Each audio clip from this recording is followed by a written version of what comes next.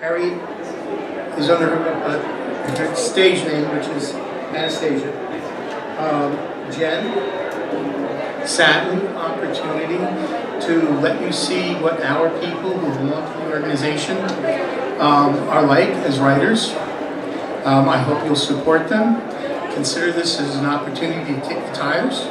You get to see what they're writing, you get to hear what it is, because all these books that they're going to be talking about are for sale around here. They're going to be reading excerpts from their work, or they're going to be reading like a synopsis of that work. So without any further ado, let me bring on our first. Rhode Island native Matt Espeut has worked in the physical fitness industry for 25 years. Currently, he runs the Fit Body Boot Camp in Providence, and he's also the fitness coach for the Shea High School football team in Pawtuxet. Here's Matt.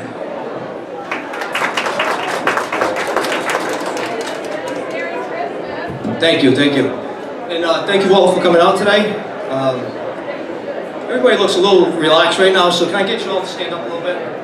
Get you all to stand up. I just want to make sure I have your full focus, so can I get 2 claps? Alright, that was a little weak, Let's pick it up a little bit more. Let me hear it again, nice and loud, all together. 1, 2, 3, 2 claps.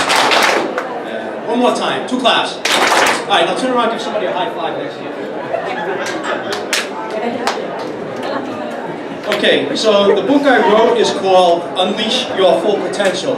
Okay, and it depicts my mission of trying to make everybody in this country as fit and healthy as possible.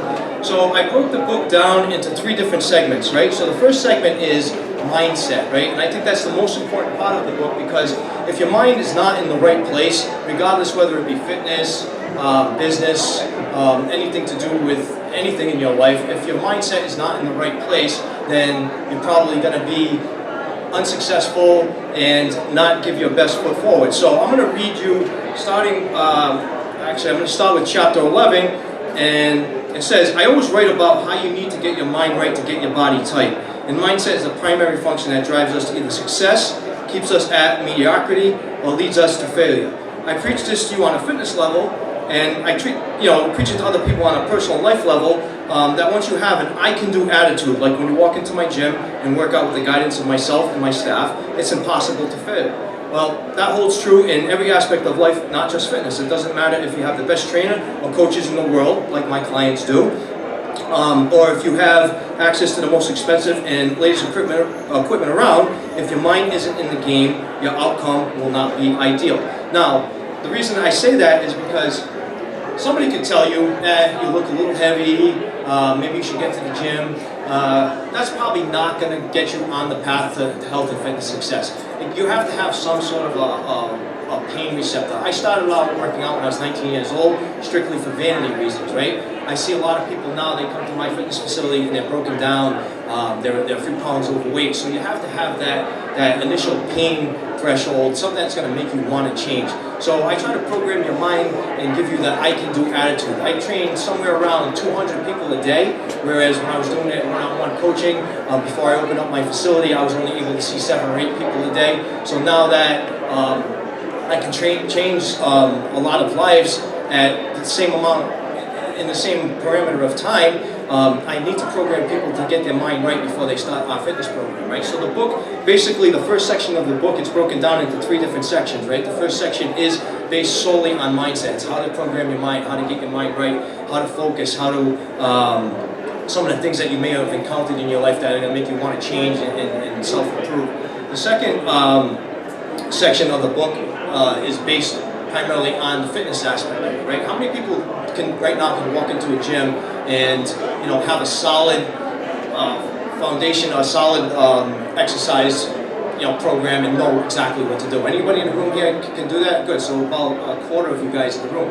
So basically the other 75% of the population need me, because most people don't think about that every day. They don't know what they're doing when they're walking into a big box gym, or they're seeing all the bells and the whistles. So in my book, it basically simplifies how you can navigate your way through the fitness aspect, or through the physical aspect of health and fitness. And the third chapter is based on basically nutrition, right? That's the big misconception. You know, there's a lot of false marketing out there. There's a lot of gimmicks. There's a lot of fads. There's a lot of diet programs that, you know, just don't work. So my basic philosophy, right, and I'm going to leave you with this, is my basic philosophy on how to get fit and how to get in shape is, number one is, and get this is really difficult, this is a really complex concept here. Number one, hydrate your body, okay? You need to drink about half of your body weight in ounces of water a day. Number two, you need to get to bed on time. How many people here get 8 hours of sleep a night? 3, 4, fantastic. Okay, good. That's another thing that I need to change. 75% of the population is getting to bed on time. The third aspect is eat clean, quality, organic food.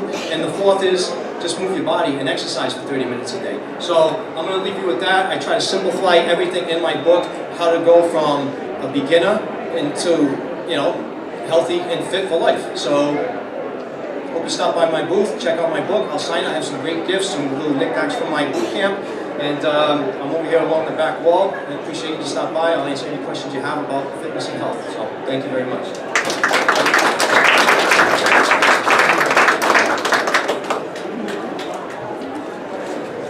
Well, now we're going to completely switch gears.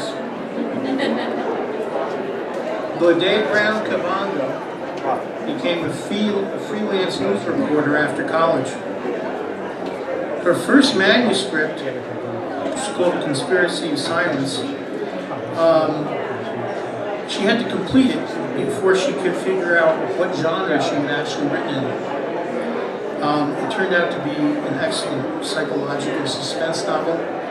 Ladies and gentlemen, Gledé.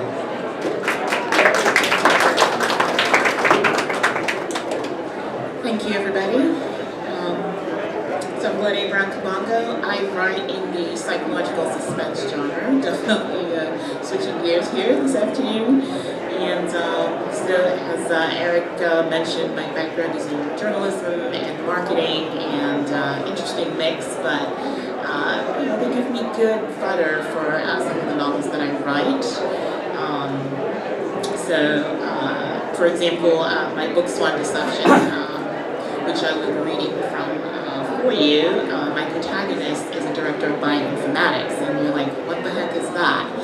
So one of the first jobs I had out of college was working as a conference producer in the life sciences division for this company. And so it was my job to recruit scientists from all over the world to present their information. So I kind of had the inside track on drugs that were in basic science research, those preclinical, and even those drugs in clinical trials. So I would know what was coming down the road like a decade before a drug would hit the market. So I was in my early 20s, and you know, I thought, okay, that's kind of cool, but you know, it wasn't until after I left that job that I realized how really cool it was to be privy to that kind of information. So, you know, so my protagonist, I actually did a conference in bioinformatics. So my protagonist in Swan Deception is a director of bioinformatics, and for those of you who are wondering what that is, it's basically combining biology and technology to come up with ways to sort through biological data that will help lead to the discovery of drugs to treat, you know, different diseases, cancer, Alzheimer's, diabetes, any disease you can think of. So it's pretty much just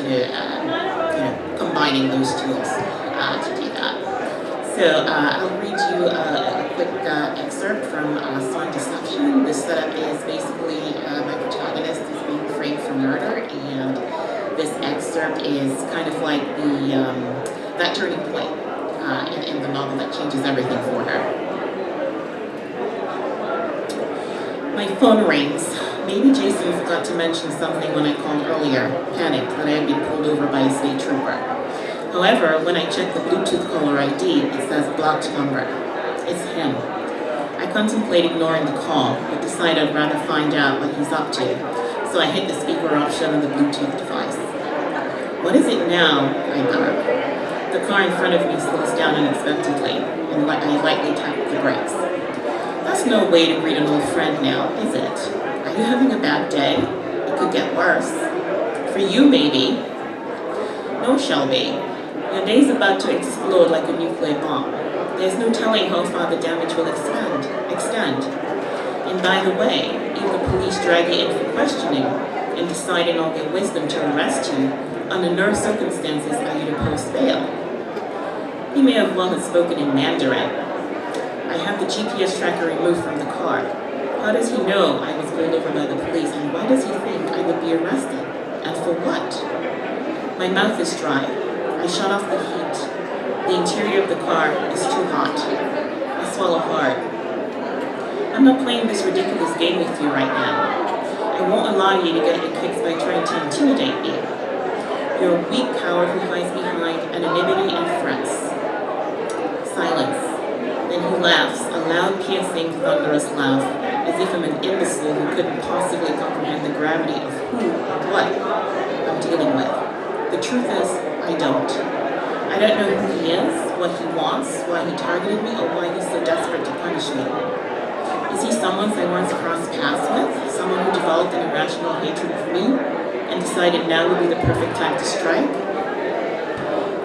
Or maybe this isn't about me at all.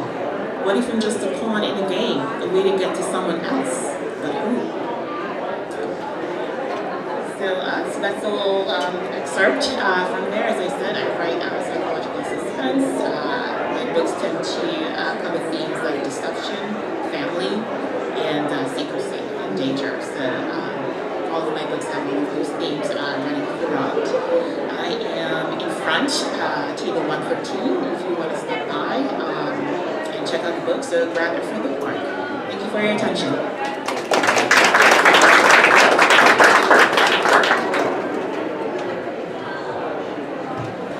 Gledé, thank you very much.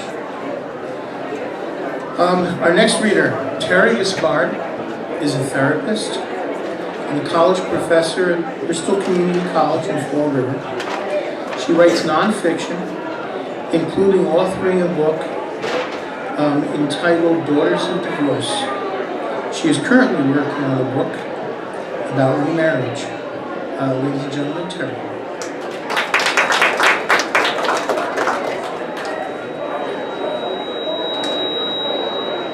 I guess you can hear me. I have to stand on my toes a little bit.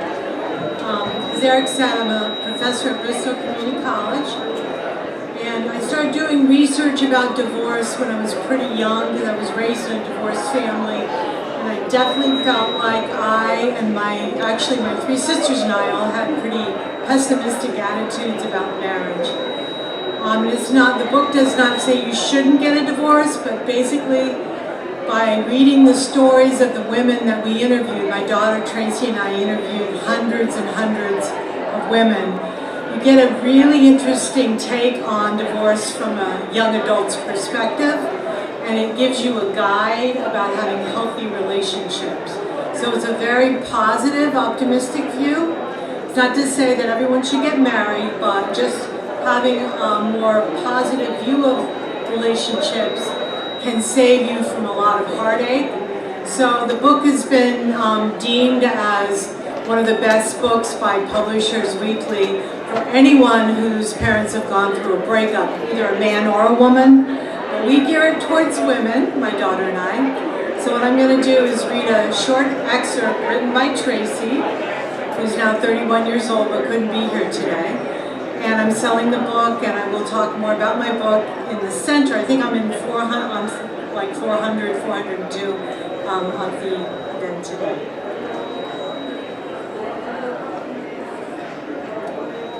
From one daughter of divorce to another.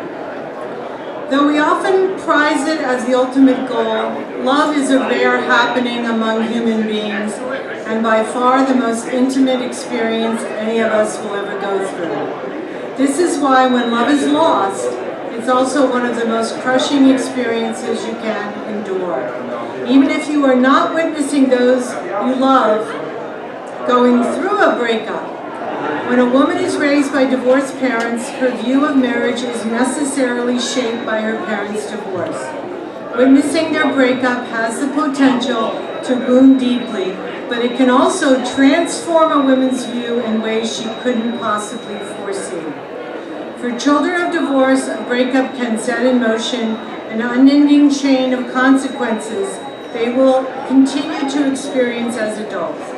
As a young woman venturing forth into the world, trying to establish intimate, loving relationships, you may find yourself held back, paralyzed with anxiety or fear of breaking up. Or you may find yourself committed to partners who are totally wrong for you. You might be in awe of people who stay together because you're constantly plagued by the fear that people can change their minds at any time.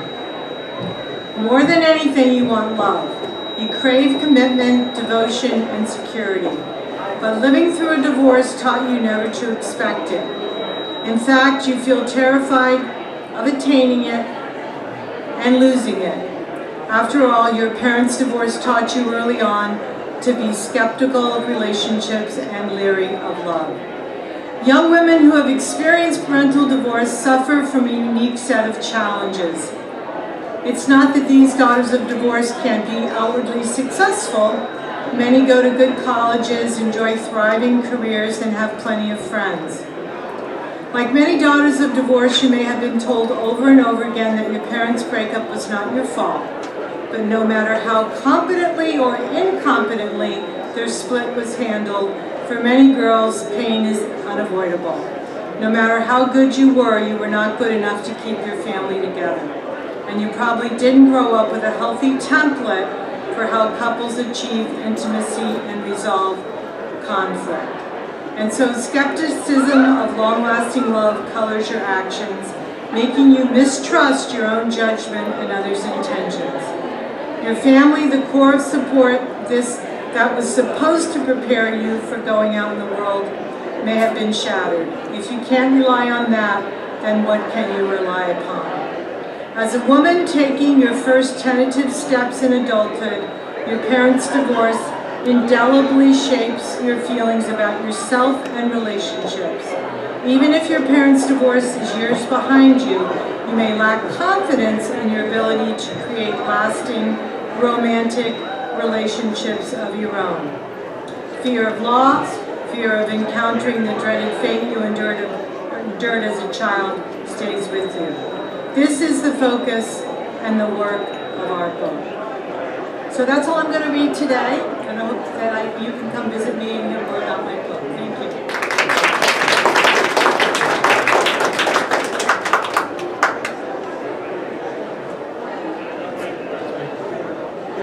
Hello. Yeah, we're good. All right, next up. Swansea resident Keith Carreiro. He's an adjunct professor at Bristol College and also Bridgewater University in English and the humanities. In addition, he's a classical guitarist. Ladies and gentlemen.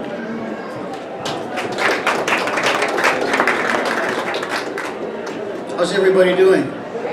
Awesome. I'm at table 802, 8 being infinity. I'm writing a series also called Immortality Wars. And I'm not sure I'm going to be able to finish all of it, this section, the excerpt, but I'll stop when I'm told to stop. Basically, this takes place in the 26th century. When you read the first 3 books, you think you're in medieval England, but you're actually in a scientific experiment. Once again, the bell knelled. The candelabra were raised back into their positions above the banqueters. Large candles and a variety of oil lamps were brought to the stone dais where the evening's entertainment was to take place. The priory guards still encircled the knight's head table. The knight's body of men protecting Evangel remained standing protectively around her. A third time the bell resounded throughout the room, its peal sending shivers of its vibration reverberating against the ears of all those inside the great hall. Several musicians entered the hall and went directly to their places behind the dais, where they took their instruments in hand and stood in position, waiting for the bard to appear. People involuntarily braced themselves for the bell to ring once more, but it remained silent. The last pulse still could be heard echoing from the bell itself. The great hall's announcer strode forth in front of the performing dais. He hit the stone floor with his staff 3 times. Sparks flew away from the steel tip of the staff as it was sharply struck against the granite. On behalf of Sister Martha Madison, Prioress of St. Arias Priory, and on behalf of Brother Aylwin Athdar, Abbot of Dawn's Abbey, we humbly introduce to you the Rai Aegis, the Primacies, the Bard of the Realm of the Western Isles, Philadet Darmed Samarhill. As the announcer turned to walk away, Evangel saw a man in a white robe seemingly appear almost instantaneously in front of the stone dais in the other man's place. She saw a man who seemed ordinary, even plain to her. He was in his late 30s or early 40s. His russet-colored hair was long and straight and reached just below his shoulders. Beginning streaks of white ran through it. His gaze that first glanced at the ceiling now descended to the tableau of struggle over the two head tables. The bard ran his hand through his hair while he stepped up onto the stone dais that had been built for him. As he approached his harp, a series of beats were made on two riddle drums, or primitive-looking bodhrains, with the use of wooden tippers tapping out a simple duple-time rhythm. Smaller bell-like sounds were made that ran the range of a pentatonic scale. Their combined percussive sound together made a series of point and counterpoint with one another, weaving into a gradual crescendo of sound and increasing speed. The bard reached his harp and stood next to it. The music suddenly stopped. He stood relaxed before them and said, "Your Graces, High King's Champion, Guards of St. Arias Priory, esteemed and welcome guests. It is not amazing but subtle, forsooth, that the difference between a toxin and a toxin is not found in its pronunciation, but in its presence. One proclaims death, the other peels away life. If such is the contrivance of mortality, why ring out our life's moments in artifice, chicanery, and an artful sophistication over our lusts? These are anon but death in its final reverberation. Do you not think that a touch of tolerance makes a sharp disparity in the way mercy is shared between everyone? If we fail to show our capacity for charity, for grace, and for making our lives into our greatest art, we are no different than this stone floor upon which we stand and held forth our follies. To cover the beauty of the good God's stone, we use herbs like mint, lavender, marjoram, basil, chamomile, sweet fennel, and germander. Are not the fatuity, the foolishness, the farce of our collective fancies, the herbs we use to cover the excrement we create everywhere we walk in this great valley of time? Where a middle-aged man had stood, Evangel now witnessed a being who had begun to make a startling transformation. He was changing into a powerful entity of language and meaning. He was holding up a mirror of words that made her see a reflection of what was, what is, and what could be the best in all men and women. The bard stopped his poetic declamation. He stared at the guards, who soon became uncomfortable with his gaze upon them. The sergeant-at-arms dismissed his men. They turned away from Sir Trevelyan's table and walked away into the darkness hovering on the fringes of the great room. Those still standing in a protective semicircle around Evangel relaxed their vigil and sought their seats. Sir Trevelyan remained on his feet until all had returned to their places in the hall. He and the bard remained the only two people standing in the great hall. The knight saluted the poet and sat down. Samarhill nodded his head and bowed graciously toward him. Evangel, seeing the ease and grace with which he bowed to Sir Trevelyan, almost said aloud, "Why, it is the usher who sat us here at this table arrayed before him." The usher turned now into the performer, sat down at his harp. Before placing it before him, he said, a sampling of the two fevered conundrums. Thank you.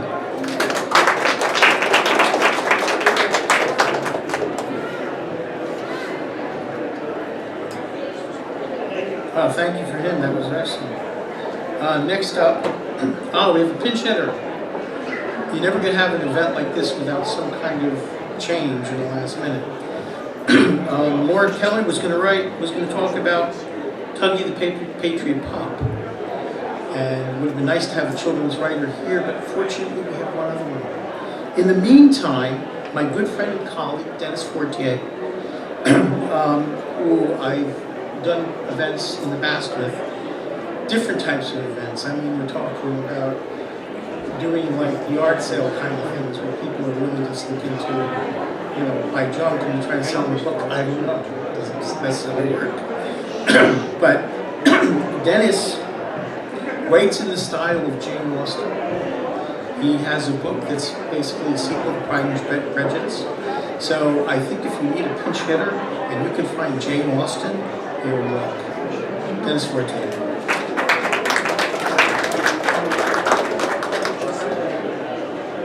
Don't get your hopes up too high. I'm a bit of a former Marine who's written Austin.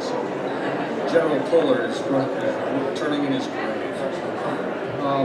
Yeah, well, my wife is responsible for this. She got me hooked on Jane Austen. In writing the book, I'm proud to say that they got a number of guys actually reading it. So that ain't bad. When I set out to write this, first of all, like most writers, I wrote it for myself. And when I realized I had something, it was kind of daunting going through the publishing aspect. But when I first started to write this, I studied what Austen had written. And the first thing that became abundantly clear was that Jane Austen never wrote about marriage. She was a writer that wrote about getting people to the altar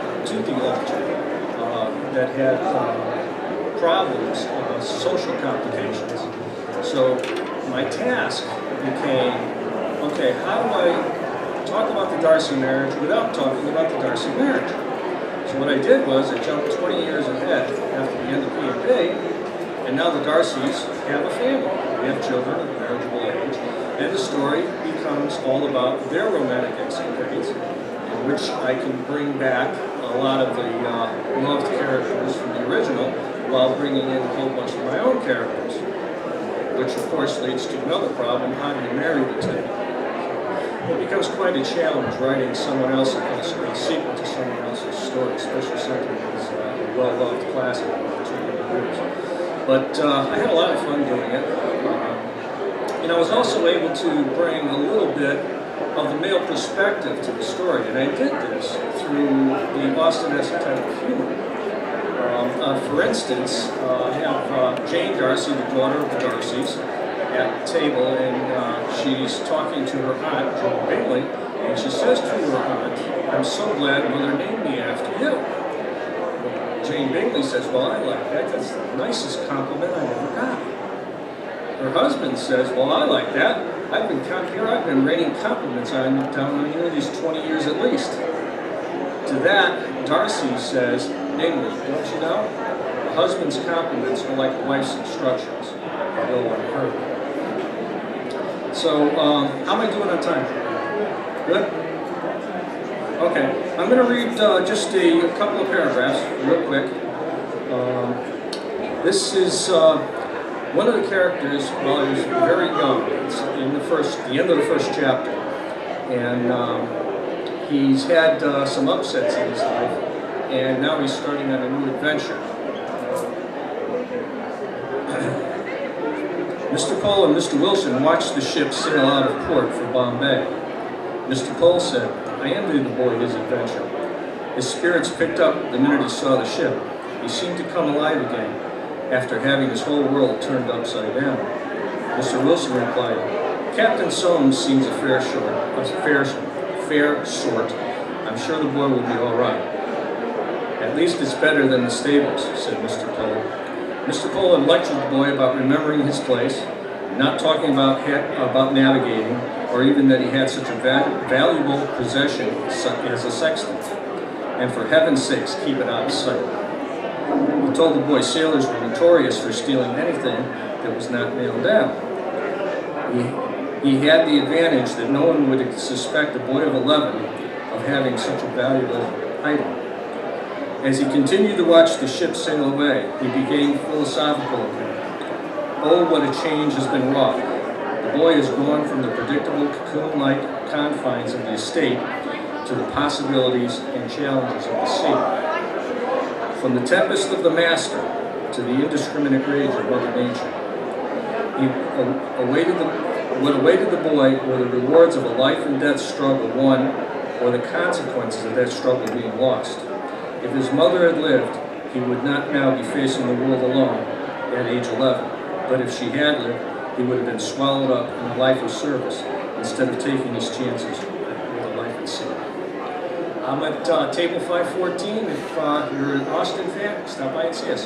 Thank you.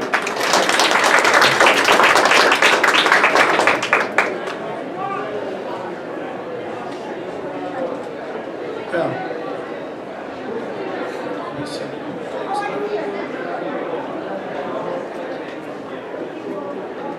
our next author, Harriet Grayson, is the host and producer of a public access TV program called Community Culture Showcase. She publishes under a pen name. That name is Anastasia Goodman. Please give her a warm welcome. Thank you for joining me. Under my pen name, Anastasia Goodman, I write the Sasha Perloff Mysteries.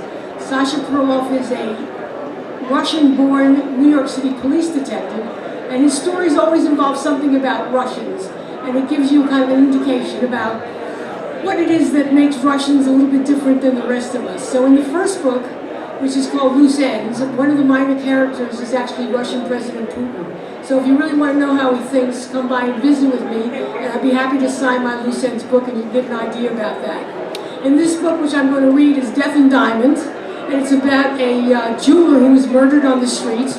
He's Russian, and so they call Sasha because nobody speaks English and he has to talk to the relatives and his employers. One of the underlying themes in my Sasha Perloff novels is modern Russian history. So one of the themes is the Battle of Stalingrad, which is probably the epic battle of the 20th century.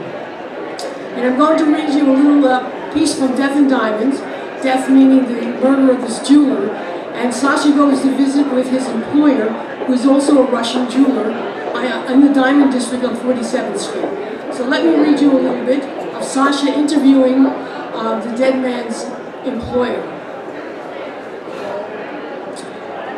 With a strain of cream cheese dangling from his finger, our host begins in English. Do you know how revered his grandfather is in Russia? He gives Jimmy a gentle zitz, which he whack to make certain that he's paying more attention to the conversation, not the delicious bagels and creamy vegetable cream cheese. Finally, today's scholars and historians recognize how the Battle of Stalingrad was a monumentalist event. Only in the Soviet Union was the battle captured in our history books.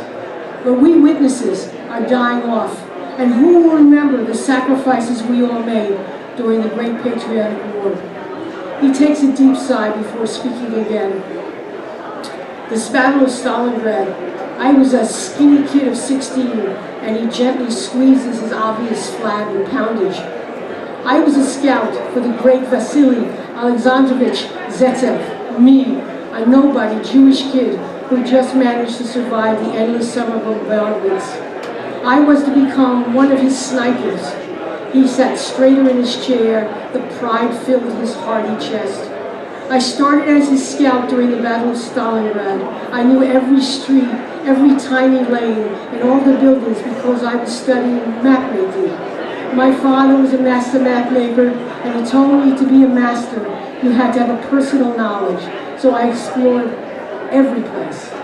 He couldn't contain his enthusiasm. His coffee was spilling on the floor as he demonstrated the vastness of the city with an outstretched arm while holding his cup. Grabbing a napkin, I bent to wipe the spill. He gently pulls my arm away. Don't bother. That's why we have a cleaning staff. He places the coffee on the desk and takes a bite of his bagel. Still smiling with specks of dough and cheese seeping through his very perfect-looking teeth, he continues. My American friend, and he pokes Jimmy's arm. Do you know who Vasily Zetsev was? And his fingers points towards heaven. Jimmy is starting on his second bagel. No, but I want to know, and I'm sure you have a great story to tell. His voice is animated, filled with a readiness to learn more. He was the greatest sniper of all time, and he is nodding his head with deep reverence. They say he killed 242 Nazi and fascist bastards during the war. He was actually injured sometime after Stalingrad, so he officially became an instructor and trained a score of others like me. What a marksman. He came from the Ural Mountains and learned his trade shooting deer. To seal our connection, I tell our exuberant host, I was a marksman in the U.S. Army and in the SWAT team for the NYPD. My status immediately elevated to a higher platform. Mr. Yoskov lightly taps my knee. Really? You are a most interesting young man, but then you come from a most extraordinary family. And he mumbles some words we cannot hear. His finger returns to the air as we sit in all attention. Your grandfather, it was he who I had come to see to become Zetsev's scout. Through a friend, I was invited to his great ever-changing netting camp. The headquarters staff lived as if they were members of the Bedouin tribe. Every night a new location. He barely has time to swallow his snack. I was brought there accompanied by a group of soldiers. I thought I would be intimidated by your grandfather's position, but he was engaged and quite charming. He listened while I described how much I knew about the city. In his commanding voice, he said to one of his soldiers to contact the commander. Our host stops and sips from his coffee. This is a monumental story that needs telling. He told me to stay with him and wait since it might become impossible to find him again in the middle of the turmoil. The constant bombing from the air and the artillery guns that never stopped. He covers his head with his hands to illustrate the bombing. We always hoped that the Nazis would run out of artillery shells, and eventually they did. Bastards thought we would surrender. We never fought for Stalin or for the Soviet Union. We Jews knew. The stories from the front about the Nazis murdering Jews and Russian POWs, how could the world pretend it didn't know? If we didn't stop them now, it would be the end for all the Jews and the enslavement of all the Russian people. He sits back, lets us digest the story. We chew quietly, sipping our coffee. So please join me at 6:02, and I'll be happy to sign some books. Yeah, that was very inspiring. It was very good. Okay, so I promised you folks a children's author, and as it happens, Cranston resident Jen Brisson started writing children's stories several years ago. Now this story is about 3 roosters, and it won the Preferred Choice Award from Creative Child magazine. So let's hear what it's about.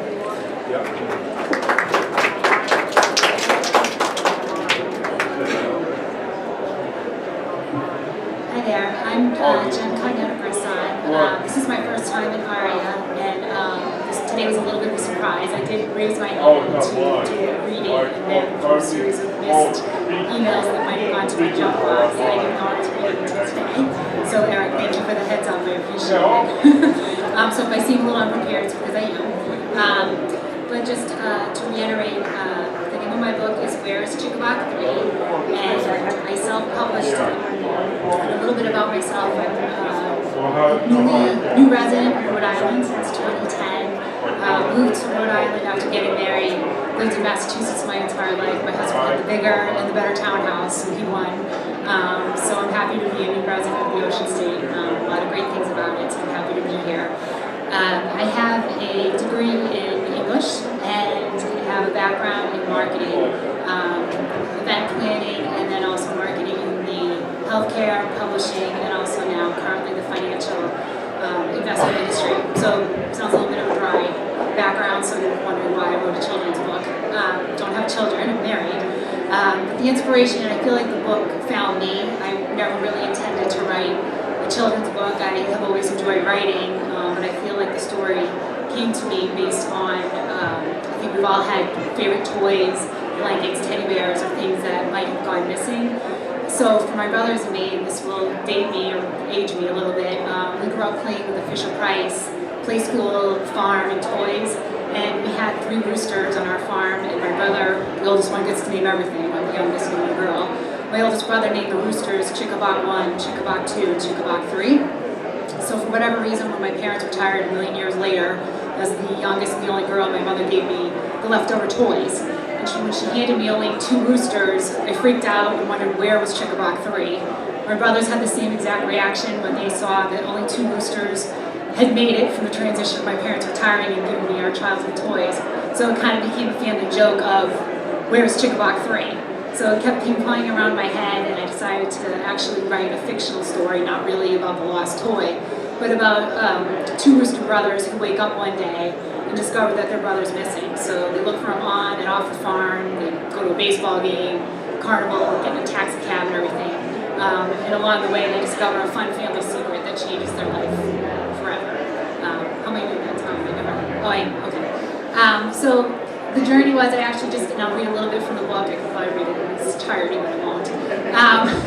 That's the benefit of a children's book, it's short. It makes for a great bedtime story, early reader, I'd say between 3 to 6-ish, depending on your child's reading ability.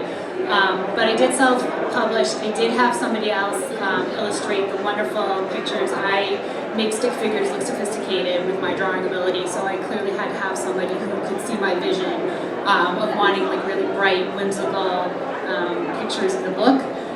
So I hired somebody from West Virginia, so through phone and email only, that's how the book came to be.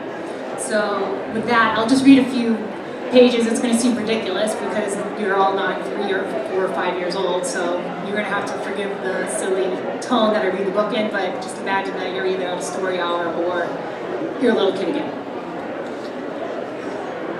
I have to do it this way because this is how I always read it, so I don't know any other way to read it, to be honest with you. But you can't see anything, so you have to come by the booth and look at the table. One night, 3 rooster brothers, Chickabog 1, Chickabog 2, and Chickabog 3 went to bed. Same time as they always did, same nests.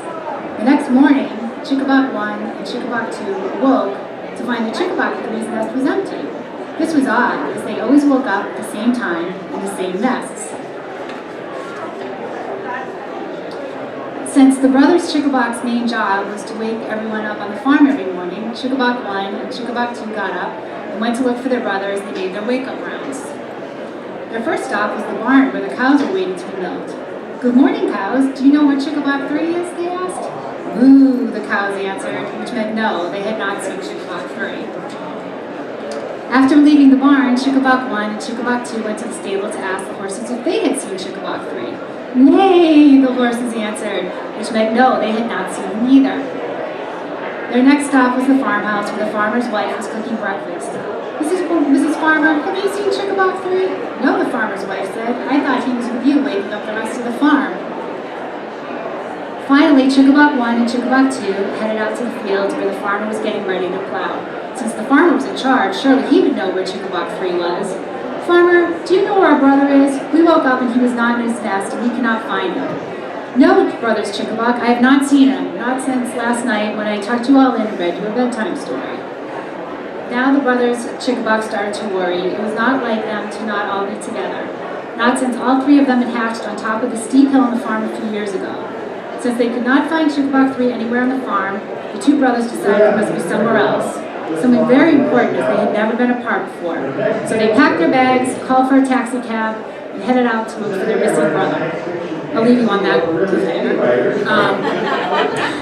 I'm at table 611, so if you see the Cardi's signs, do an about face, and I'm there, and I have goofy chicken hats and stuff on my table. So thank you for the opportunity, and have a good day. Thank you very much. That was very refreshing. All right. I'm going to avoid any Chick-fil-A jokes. So save them for later. Oh my. Okay, so another change in direction. Next up, Satin Russell gave up her career as a financial advisor to concentrate on her writing, and now she writes suspense that sizzles.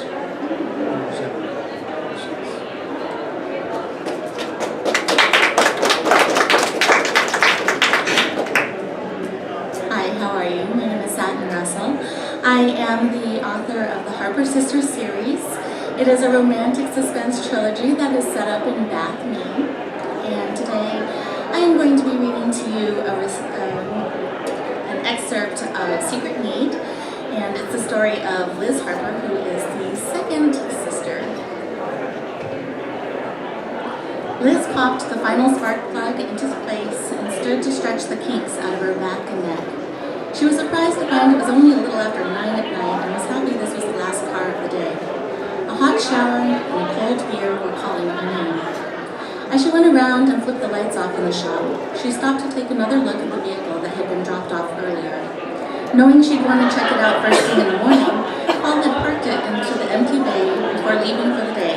As she looked at it, she realized the dash would need to be completely dismantled in order to figure out what the problem was. A problem for tomorrow. Liz reminded herself as she turned the music off. Even though Jimmy had locked up when he left for the day, she double-checked the front door before slipping out the back and heading up the stairs to her apartment.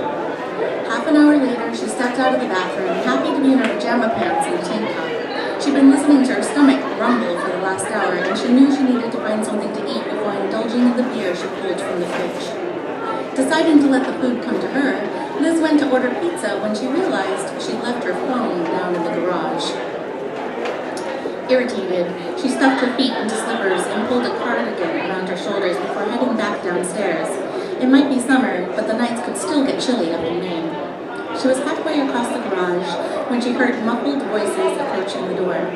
What the hell? Did Paul come back to get started on that car?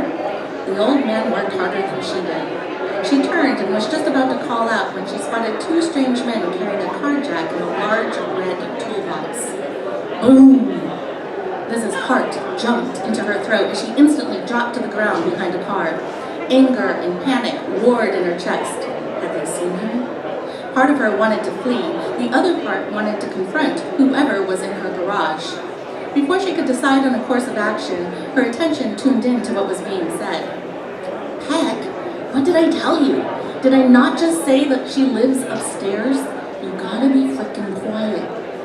Jeez, Jonesy, you just get back into town and you're already on my case? The toolbox is heavy. Next time you carry it. Man up, will you? Damn crybaby. He's going to be here any moment. If you wake her up and we're discovered, both our heads are going to be on spikes.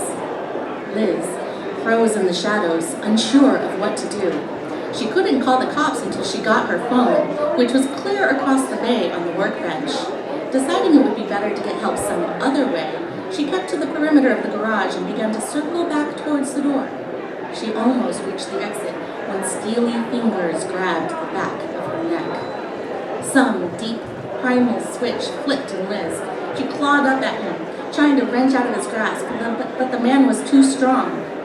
Instead, he dragged her in towards the center of the room, out of the shadows and into the light. You idiots, we're supposed to be quiet. At that last word, he tossed Liz to the ground in a heap. Instantly, she was back on her feet and vaulting towards the back door. Her slippers threatened to slide out from under her, but she willed herself to go faster. The men shouted, their heavy boots pounding the concrete behind her. Almost there.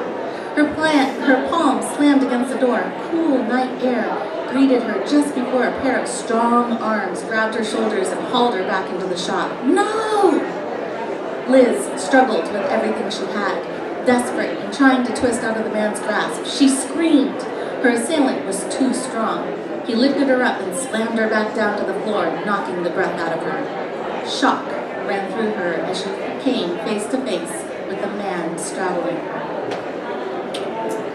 So that's that. Secret Need is the second book in what will be a trilogy, and it's about Liz Harper. She's a female mechanic. She is framed for drug trafficking and murder, and she has to go on the run. She has to rely on her old high school bully to help clear her name. And if you're interested in this or the story of her older sister, Olivia, my table is right out this door, right in front of you. So I hope to see you there. Thank you.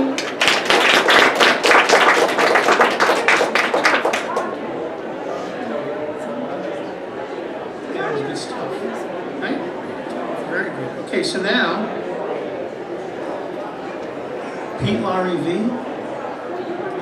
is an aficionado of horror stories and craft beer. Personally, it sounds like a great combination. So, here we go. Pete.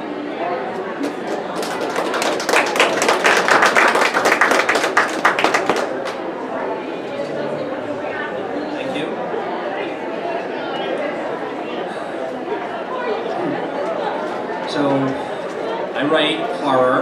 It tends to lean towards the Lovecraftian, if you're familiar with Providence's famous horror writer, H.P. Lovecraft.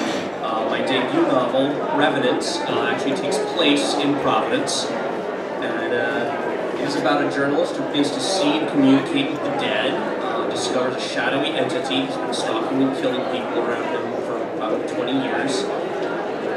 He's crossed paths with the mob, and he encounters a mentor figure who turns out to be working his own dark agenda. And additionally, my other book, Legend Haunted, is actually a collection of different works, and I'm going to be reading a little bit from this. I'm actually going to be reading it from the foreword, because one thing I've noticed, especially at an event like this, is when I'm sitting there with my books, and there's spooky stuff on my books, and I'm sitting there with Bob the Skull on my table, people walk up, they look at my books, they go, oh, ew, horror, and then they walk away.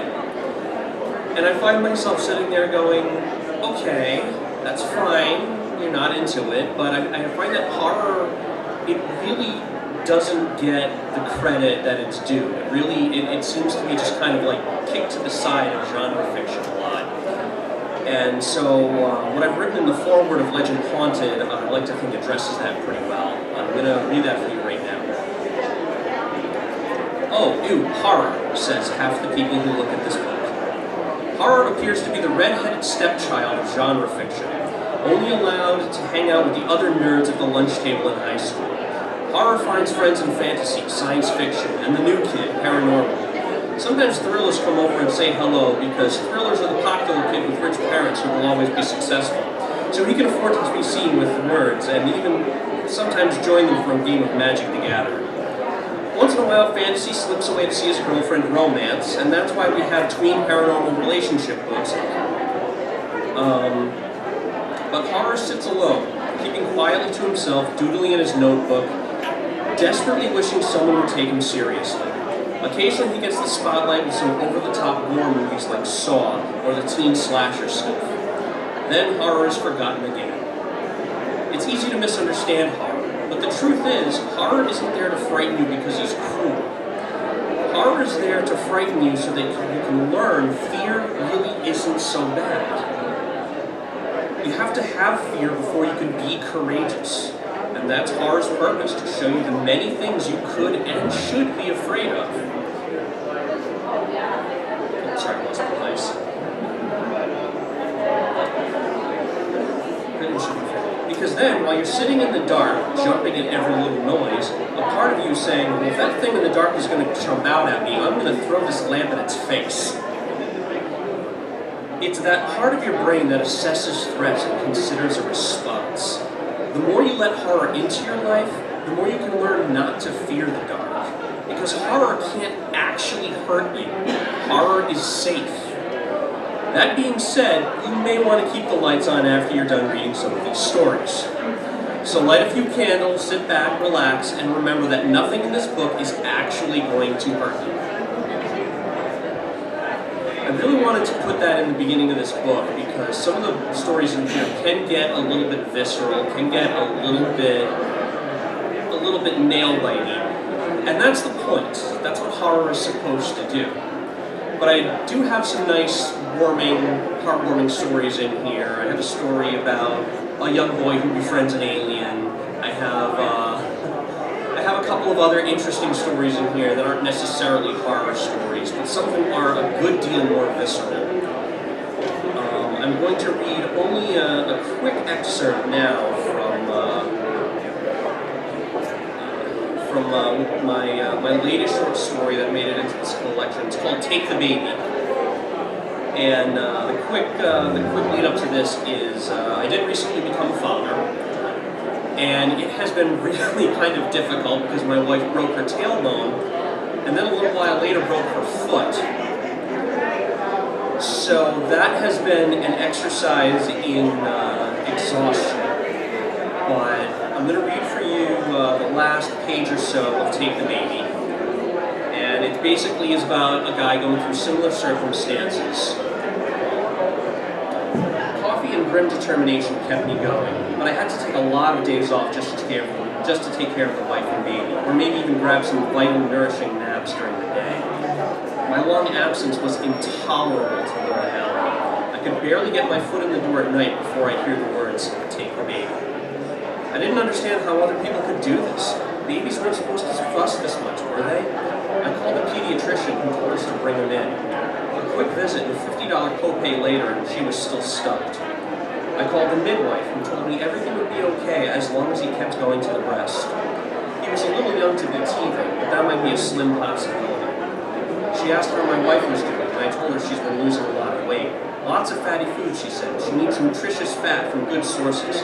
Stuff her. She's feeding the little ones, so she needs every calorie she can get. Do that, and everything should be fine. So I soldiered on, waking in the night, thinking the blinking lights on the smoke detector were red eyes watching me, or that the noises in the shadows were some slithering, skittering entity. Those were the bad nights, when I found myself so disconnected from my senses that a light wind could make me feel as if something were breathing on my neck. Then the cry, then the words, "Take the baby." But I get it now. I understand. Because last night, it all started to make sense in a beautiful kind of grotesqueness. I found myself lying and staring at the swirling, multicolored dots that speckled the pitch black, the error messages of the brain trying to find a pattern in the gloom. I thought I could see grinning faces of strange things that would then slither away into the black. I was sure I was half dreaming as the winged thing with red eyes glided soundlessly past and towards my fingers and stairway, and with a whoosh of flapping wings shot upwards towards the landing. A creak in the dark from somewhere upstairs shook me fully awake. I knew that creak. It was the bedroom door. I heard it in my dreams and nightmares, always immediately before the words, "Take the baby."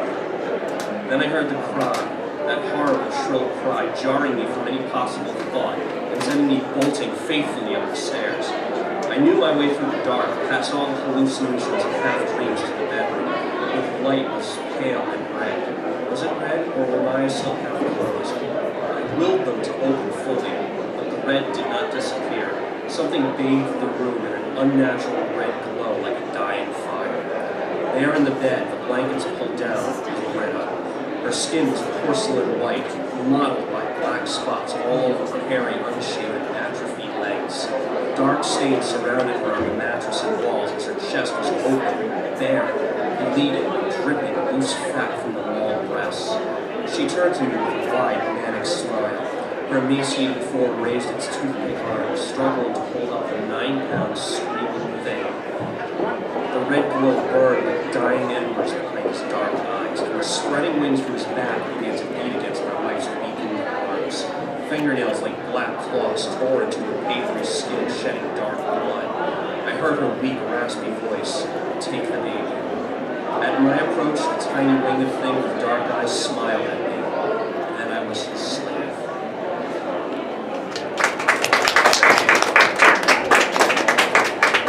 Thank you. Okay, so the last author up is me. In the interest of time, I'm going to just go right into this. Where is it?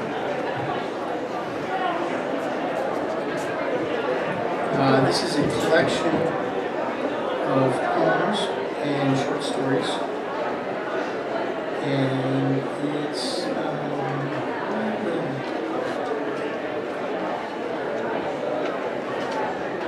I'm reading myself, page 37.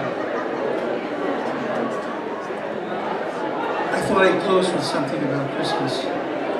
Visions of Sugar Plums, Part 1. Soon I will be 3. Grandma tucks me in to the daybed in the sunlit room where her African violets grow. When Grandma finishes my bedtime story, she tells me to have sweet dreams. So I ask her what dreams are.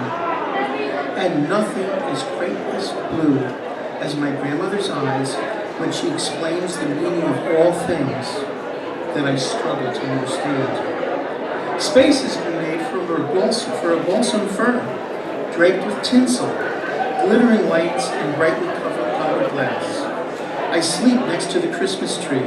I play outside. I build a snow fort and learn to steer a sled.